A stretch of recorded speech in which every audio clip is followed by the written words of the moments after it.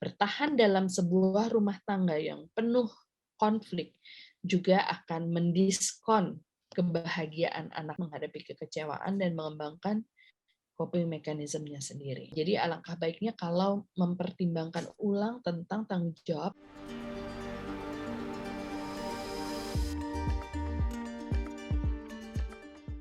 Perceraian, hal yang paling dihindari sama semua pasangan dalam pernikahan.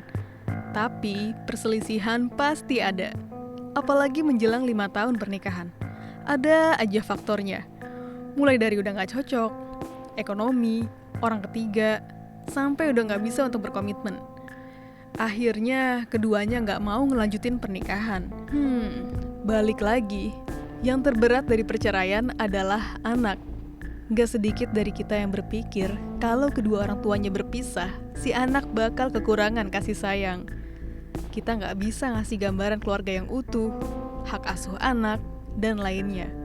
Lalu dia tumbuh jadi anak yang katanya bandel, dan stigma broken home yang melekat dengan dirinya nanti. Sementara bertahan dalam pernikahan yang gak sehat rasanya sulit banget buat diwujudin. Apakah bertahan untuk anak adalah solusi yang baik?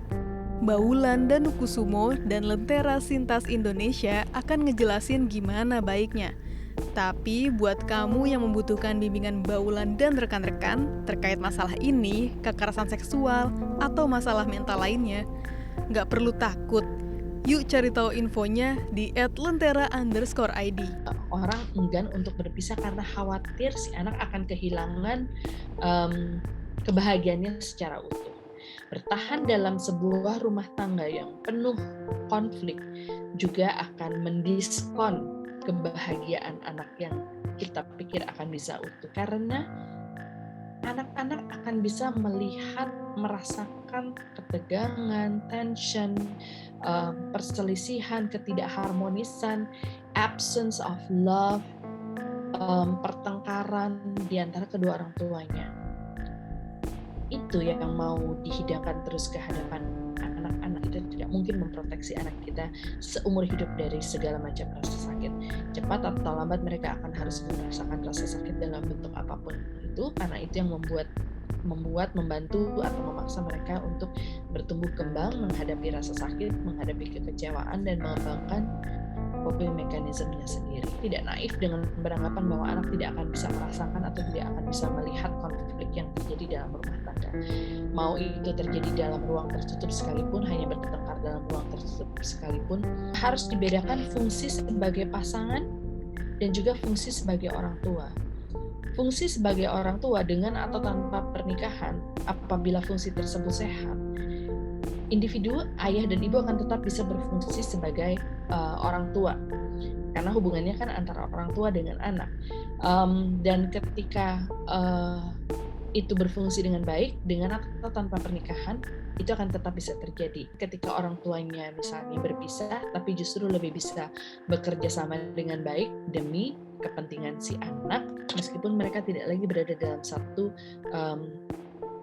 institusi pernikahan. Lain halnya dengan konteks hubungan sebagai pasangan. Kalau memang sudah tidak bisa menemukan titik tengah, buat apa bertahan? Dilansir dari kompas.com, anak-anak yang hidup bersama orang tua yang bertengkar mengalami peningkatan detak jantung dan respons hormon stres. Ini bisa dilihat sejak anak berusia 6 bulan. Selain itu, anak juga bisa mengalami gangguan perkembangan otak, gangguan tidur, kecemasan, depresi, dan perilaku yang gak biasa terhadapnya. Alangkah baiknya apabila orang tua juga menghargai anak dengan memastikan mereka dalam kondisi yang terbaik secara fisik, emosional, dan psikologis untuk bisa menjadi orang tua. Kalau mereka sudah tidak bisa menjadi pasangan yang baik untuk satu sama lain, tidak masalah. Tetapi tugas sebagai orang tua itu kan endless ya. Jadi alangkah baiknya kalau mempertimbangkan ulang tentang tanggung jawab yang sifatnya lebih jangka panjang terhadap anak-anak mereka dibandingkan terhadap satu sama lain sebagai pasangan. Saya sudah banyak melihat contoh anak-anak dari keluarga yang bercerai di mana orang tua tetap hadir sebagai orang tua, bisa menjalankan fungsi sebagai orang tua, dan anak-anaknya tumbuh besar dengan baik. Jadi, nggak selamanya anak dari orang tua yang bercerai selalu buruk dan gagal dalam kehidupannya. Balik lagi, gimana cara kita sebagai orang tua mendidik dan melindungi anak walau udah nggak satu ikatan pernikahan? Yang jelas, nggak mudah. Setiap keputusan ada konsekuensinya.